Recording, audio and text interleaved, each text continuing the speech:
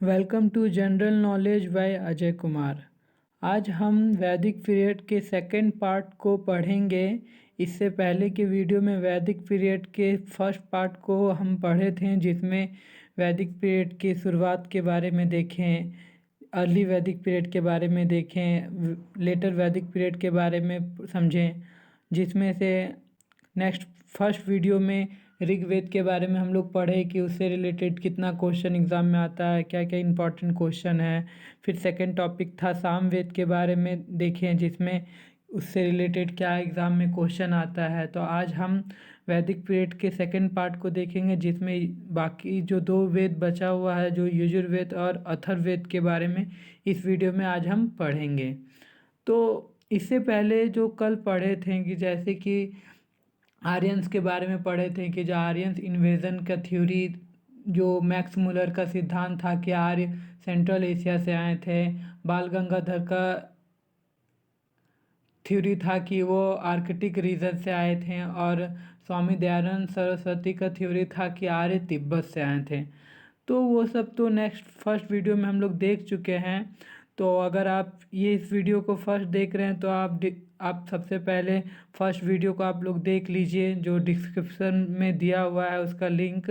First part को आप पहले देख लीजिए, उसके बाद इस पार्ट को देखिए, क्योंकि उसमें वैदिक पीरियड के स्टार्टिंग से लेके ये ऋग्वेद और सामवेद को उस पार्ट में बताया गया है। और इसमें आज हम यजुर्वेद और अथर्ववेद के बारे में देखेंगे। बट फिर भी उसको थोड़ा सा रिवीजन कर लेते हैं कि कल क्या क्या पढ़े थे। तो अब स्टार्ट करते हैं कि कल कल क्या क्या पढ़े थे, उसके बाद फिर नेक्स्ट टॉपिक में आएंगे। तो कल क्या पढ़े थे कि वैदिक कल्चर का डेट पढ़े थे कि कब से कब तक काल माना जाता है। तो 1500 बीसी से लेके 600 बीसी तक माना जाता है। फिर उस वैदिक कल्चर को पढ़ने से पहले हम लोग आर्यंस के बारे में जाने थे कि आर्यंस का थ्योरी क्या क्या था, वो कहाँ से आए थे, किस क्षेत्र से आए थे। तो वो खैबर पास से आए थे, जो हिंदकुश माउंटेन है इंडिया का, और पाकिस्तान के पास, पाकिस्तान के क्षेत्र में। जो दयानंद सरस्वती का मानना था कि आर्य तिब्बत से आए थे। जो फिर क्या था कि जो आर्य आए थे भारत में, तो वो कहाँ सेटल हुए थे फर्स्ट में, तो वो सप्त सिंधु रीजन था, जो रीजन ऑफ 7 रिवर कहलाता है। उस टाइम का भारत को आर्यवत बोला जाता था। तो ये सब हम लोग फर्स्ट वीडियो में देख चुके हैं। आज आज जो वीडियो हम लोग पढ़ने वाले हैं कि जिसमें यजुर्वेद और अथर्ववेद के बारे में देखेंगे। तो कल वाला भी थोड़ा सा पहले रिवाइज कर लेते हैं, जो कि इम्पोर्टेंट है अगर आप फर्स्ट वाला वीडियो नहीं देखे हैं तो। कि जो वेद मतलब क्या होता है, कि वेद मतलब नॉलेज होता है, विद्या होता है। तो जो सबसे पॉपुलर बिलीफ है कि आर्य सेंट्रल एशिया से आए थे, तो ये किसका सिद्धांत है, तो ये मैक्स मुलर का सिद्धांत है। और भारत में आर्य कब आए थे, तो 2000 बीसी से लेके 1500 बीसी तक। बीसी मतलब ईसा पूर्व, 2000 ईसा पूर्व से लेके 1500 ईसा पूर्व के बीच में आर्य भारत में आए थे। और उसके बाद वेद की रचना हुई थी, जो 1500 से लेके 600 ईसा पूर्व के बीच में वेद की रचना हुई है। तो अर्ली वैदिक पीरियड के बारे में हम लोग पढ़े थे कि अर्ली वैदिक पीरियड का काल बोला जाता है कि 1500 से 1000 बीसी तक, जिसमें ऋग्वेद का कंपोजिशन हुआ था या स्थापना हुआ था, जो भी बोले आप। और लेटर वैदिक पीरियड का माना जाता है काल की वो 1000 से 600 ईसा पूर्व तक हुआ है, जिसमें सामवेद, अथर्ववेद और यजुर्वेद का कंपोजिशन हुआ है। तो जो अर्ली वैदिक पीरियड का सोसाइटी था, वो ऋग्वेद में वो पैट्रियार्कल था, जो पुरुष प्रधान समाज था। जो मैरिज यूजुअली जो उस टाइम का शादी होता था, मैरिज होता था, वो मोनोगेमी होता था।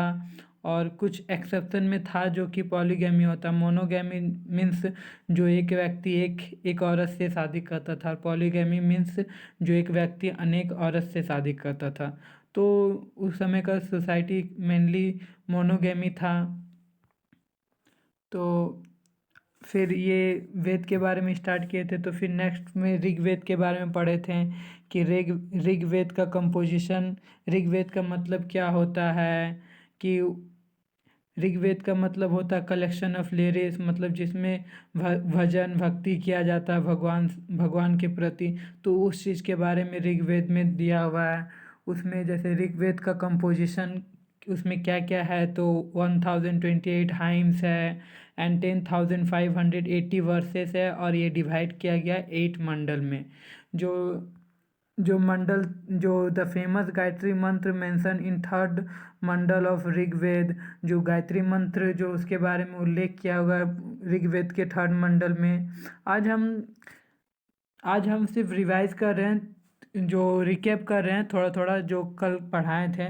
बट अगर जो ऋग्वेद और सामवेद के बारे में आप और अच्छा से देखना चाहते हैं तो इसके फर्स्ट वाला वीडियो को आप देख लीजिए, जो डिस्क्रिप्शन बॉक्स में उसका लिंक दिया हुआ पार्ट 1 का, तो आपको और अच्छा से समझ में आएगा। आज यजुर्वेद और अथर्ववेद वेद के बारे में पढ़ने वाले, बट फिर भी उसको थोड़ा सा रिकैप कर लेते हैं जो पहले वीडियो में पढ़ाए थे। तो जो सबसे बड़ा मंडल है मंडल 1 और मंडल 10 जो है वो और यूनिवर्स का ओरिजिन के बारे में बताता है। और जो मंडल 1 और मंडल 10 जो है वो सबसे बड़ा मंडल है। तो फिर जो चारों वेद में सबसे पुराना वेद ऋग्वेद को माना जाता है। ये वर्ल्ड का सबसे ओल्डेस्ट टेस्टामेंट है और सबसे फर्स्ट टेस्टामेंट है मैनकाइंड का।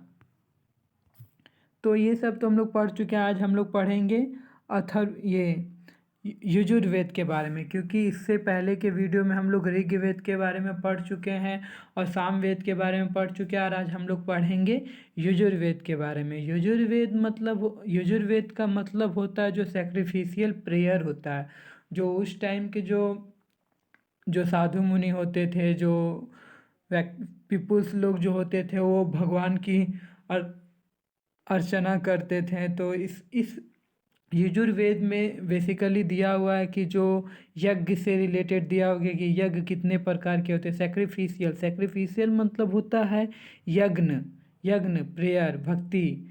तो इसमें क्या दिया हुआ है कि जो it hymns were recited by Adhvaryus. तो इसका मतलब होता है कि जो ऋग्वेद का जो हाइम्स जो है, जो छंद है, वर्सेस है, तो ये अध्वर्योस के द्वारा रिसाइट किया गया। मतलब कि it is basically divided into 2 parts, जैसे कृष्ण यजुर्वेद और शुक्ल यजुर्वेद। जो यजुर्वेद को 2 पार्ट्स में डिवाइड किया, जो कृष्ण यजुर्वेद और शुक्ल यजुर्वेद। जो कृष्ण यजुर्वेद को ब्लैक यजुर्वेद बोला जाता है और शुक्ल यजुर्वेद को वाइट यजुर्वेद बोला जाता है। जो ब्लैक यजुर्वेद है, in black Yajurveda the hymns their explanation and associated rituals are intermingled. जो ब्लैक यजुर्वेद है, जिसमें हाइम्स के बारे में जो एक्सप्लेनेशन किया गया, उसमें रिचुअल्स के बारे में दिया हुआ है। रिचुअल्स मतलब जो संस्कृति जो होता है, जो पुराने टाइम से चलते आ रहा है, उसके बारे में जो इसमें दिया हुआ है। जो वाइट यजुर्वेद है, the hymns were explanation and associated ritual by separated. उसमें जो अलग से सेपरेटेड मतलब अलग के बारे में बताया गया, जो वाइट यजुर्वेद के बारे में है। तो इसमें तो ये सब उतना इम्पोर्टेंट नहीं है, बट फिर भी अगर आप यजुर्वेद के बारे में पढ़ रहे हैं तो आपको ये सब जानना चाहिए। बट मेन क्वेश्चन तो पूछा जाता है कि जैसे कि यज्ञ, ये जो यजुर्वेद का मतलब ही होता है सेक्रिफिशियल प्रेयर। तो यजुर्वेद में हम लोग यज्ञ के बारे में पढ़ते हैं। सेक्रिफिशियल मतलब यज्ञ होता है, वो सेक्रीफाइस है, ये सेक्रिफिशियल बहुत अलग वर्ड है, तो आप इसको थोड़ा गौर कीजिएगा। तो इसमें यजुर्वेद में हम लोग यज्ञ के बारे में पढ़ते हैं। तो आप लोग तो महाभारत रामायण अगर आप देखें तो ये सब के बारे में आप सुने होंगे कि जो अश्वमेध यज्ञ के बारे में आप लोग सुने होंगे कि अश्वमेध यज्ञ क्या होता है। तो ये basically perform by king to establish supremacy over the people. ये अश्व यज्ञ के बारे में इसका मतलब होता है जो ये परफॉर्म किया जाता था राजा के द्वारा अपने सुप्रीमेसी को दिखाने के लिए लोगों के ऊपर।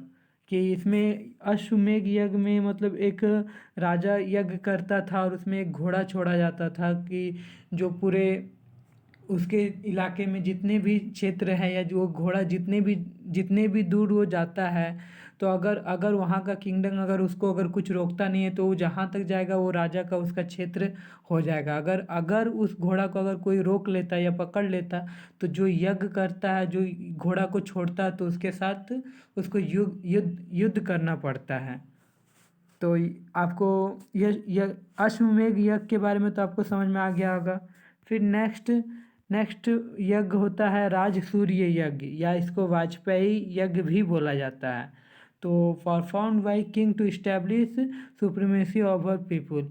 ये भी राजसूय यज्ञ भी किंग राजा के द्वारा किया जाता है और अपना सुप्रीमेसी को दिखाने के लिए किया जाता है। बट ये जो अश्वमेध यज्ञ से थोड़ा सा अलग तरीके से किया जाता है, उसमें घोड़ा छोड़ा जाता था यज्ञ के बाद, बट इसमें वैसा कुछ नहीं होता, सिर्फ यज्ञ किया जाता है। और एक होता है सोम यज्ञ, सोम यज्ञ। इसका मतलब होता है it is a prayer to Lord Vishnu to no harm crop, guard the cattle and expel the demons. यह यज्ञ इसलिए किया जाता है कि जिसमें भगवान विष्णु से प्रार्थना करता है कि जो खेती जो फसल होता है कि उसको हार्म ना किया जाए। तो इस जो यजुर्वेद में हम लोग और एक यज्ञ होता है सर्वमेघ यज्ञ होता है। It is particularly perform for solidity and मोक्ष। जो ये सर्वमेघ यज्ञ होता है ये मोक्ष के लिए किया जाता है, जो जन्म मरण का चक्र से मुक्ति के लिए किया जाता है।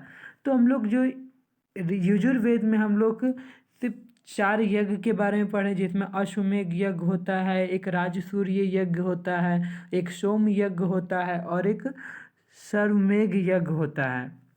जो इसमें जो यजुर्वेद में जो ब्राह्मण जो एसोसिएट हुए हैं वो है तैत्तिरीय और मैत्रियनी एंड सतपथ ब्राह्मण इससे एसोसिएट हुए हैं। तो इसके ये सबसे इम्पोर्टेंट है। इसमें आपको थोड़ा सा प्रॉब्लम हो रहा है उच्चारण करने के लिए, तो फिर भी आप इसको नोट कर लीजिएगा। इससे पूछा जाता है कि जैसे कि Shatapatha Brahmana is associated with which वेद।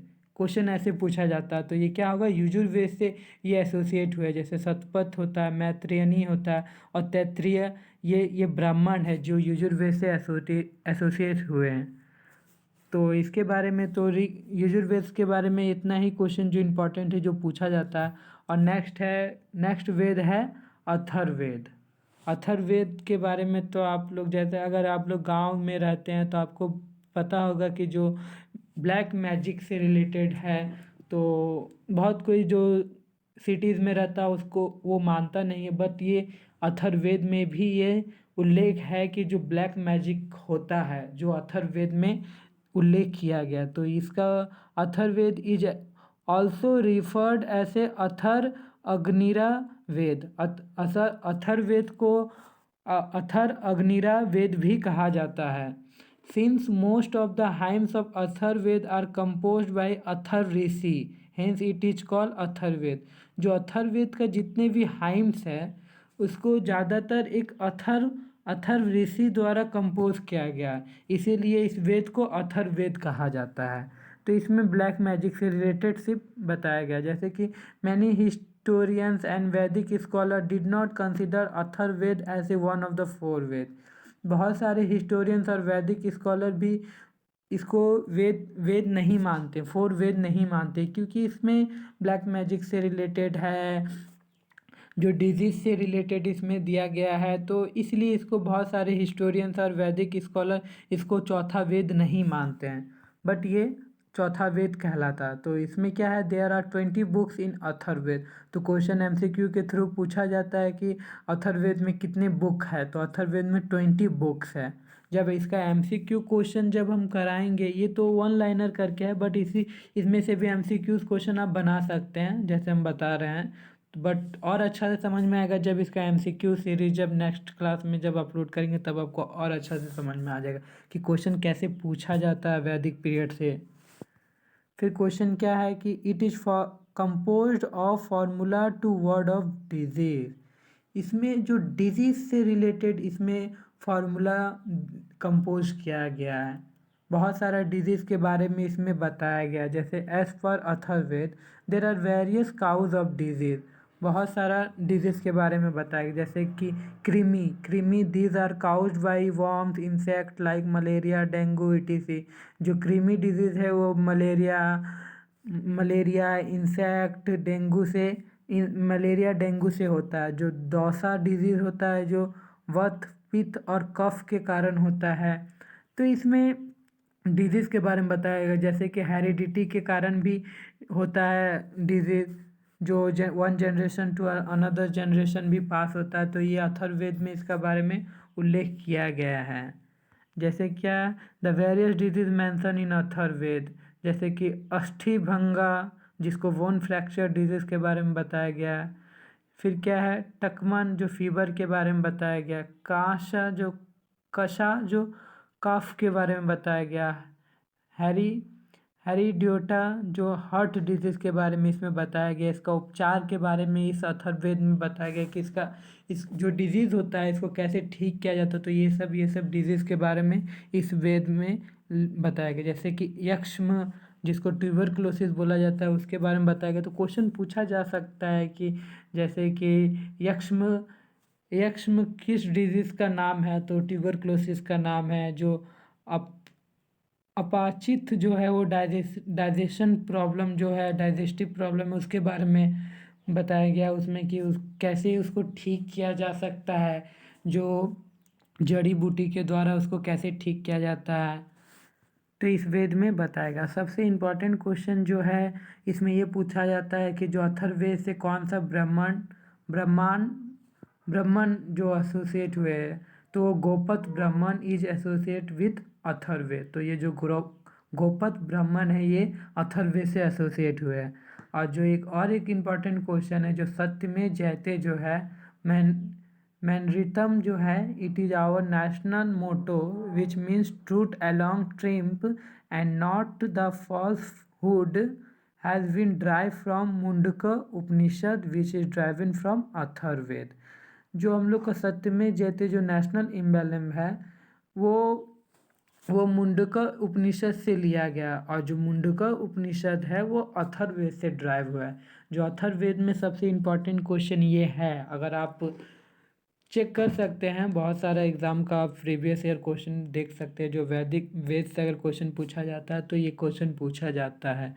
सत्य में जयते किस उपनिषद से लिया गया, तो मुंडको उपनिषद है। मुंडिको उपनिषद किस वेद से एसोसिएट है या ड्राइव है, तो अथर्ववेद से है। अथर्ववेद से कौन सा ब्राह्मण एसोसिएट हुए, तो गोपत ब्राह्मण है जो अथर्ववेद से एसोसिएट हुए हैं। जो ऋग्वेद में फिर ऋग्वेद से क्वेश्चन पूछा जाता है कि जो गायत्री मंत्र किस मंडल में है ऋग्वेद के, उससे क्वेश्चन पूछा जाता है।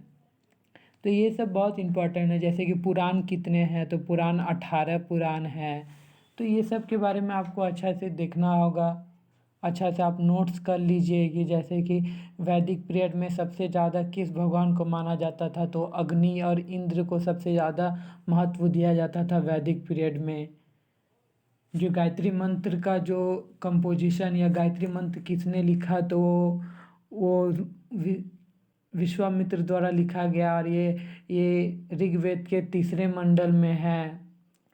तो फिर ये भी क्वेश्चन पूछा जा सकता है कि यूनिवर्स का जो ऑरिजिन के बारे में बताया गया, तो किस ऋग्वेद के किस मंडल में है, तो ये फर्स्ट और 10th मंडल में इसके बारे में बताया गया है।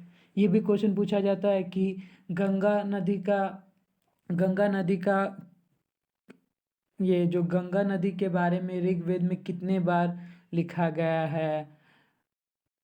तो ये सब क्वेश्चन पूछा जाता है। आई होप आपको सब अच्छा लगा होगा।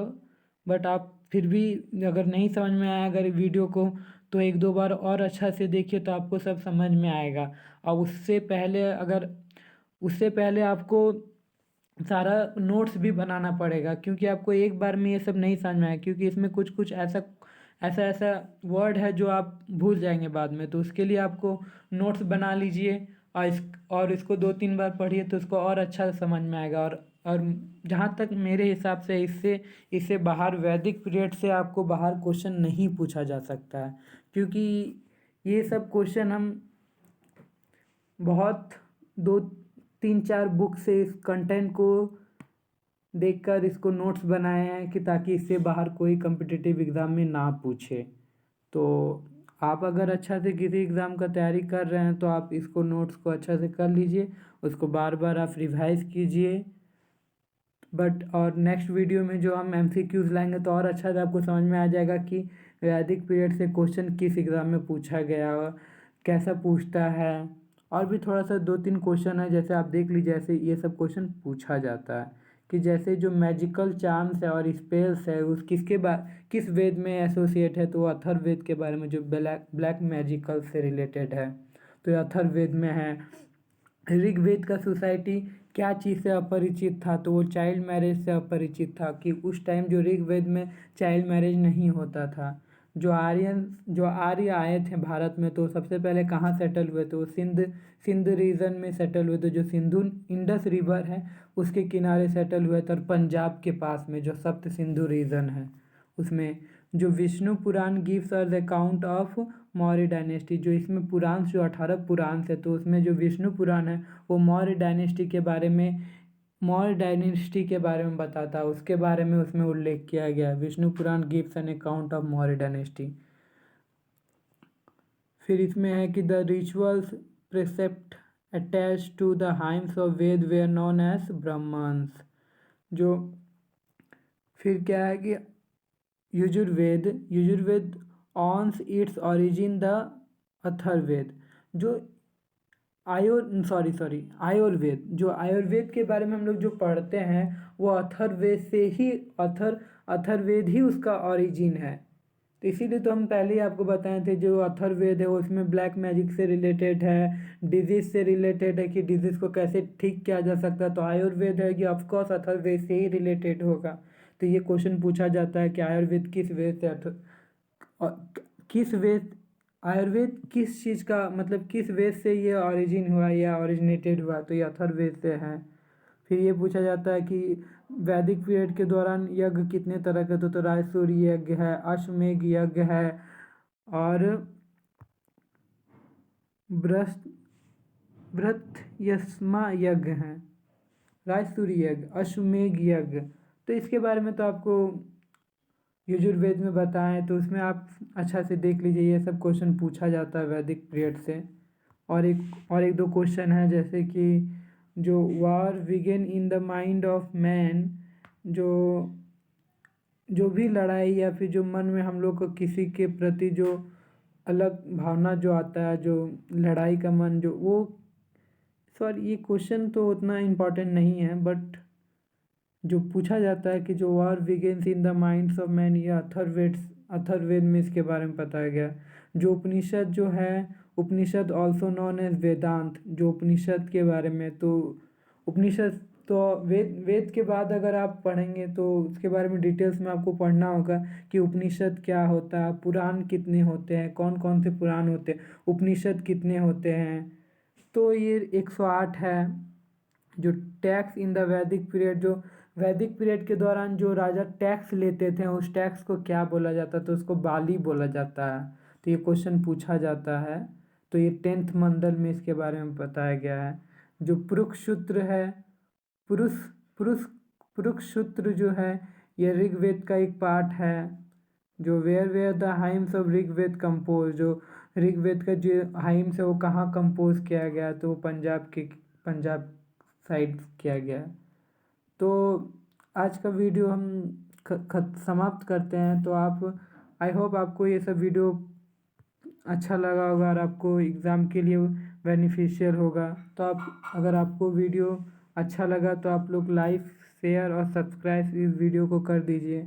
और ये हर ऑल एग्ज़ाम के लिए इम्पॉर्टेंट है, जैसे कि बैंक से रिलेटेड है, एसएससी से है, रेलवे से है, और क्लास 12 में भी इसके बारे में पढ़ना है, क्लास 6 में भी इसके बारे में पढ़ना है। तो आप इस चीज़ को अच्छा से आप देखिए, बार बार ये दोनों वीडियो को आप देखिए तो आपको समझ में आ जाएगा कि वेद क्या है, वेद कितने तरह का है, इसमें आर्यंस के बारे में बताया गया। तो आपको बार बार इस वीडियो को देखना पड़ेगा। नोट्स भी आप कर लीजिए वीडियो पॉज करके, तो आपको और समझ में आएगा कि वैसे कैसे कैसे क्वेश्चन पूछा जाता है एग्ज़ाम में। तो अब नेक्स्ट वीडियो में इसका पार्ट 3 में इसका एमसीक्यूज़ को डिस्कस करेंगे नेक्स्ट क्लास में। तो आज के लिए वीडियो समाप्त करते हैं। अगर आपको अच्छा लगा तो चैनल को सब्सक्राइब कर दीजिए।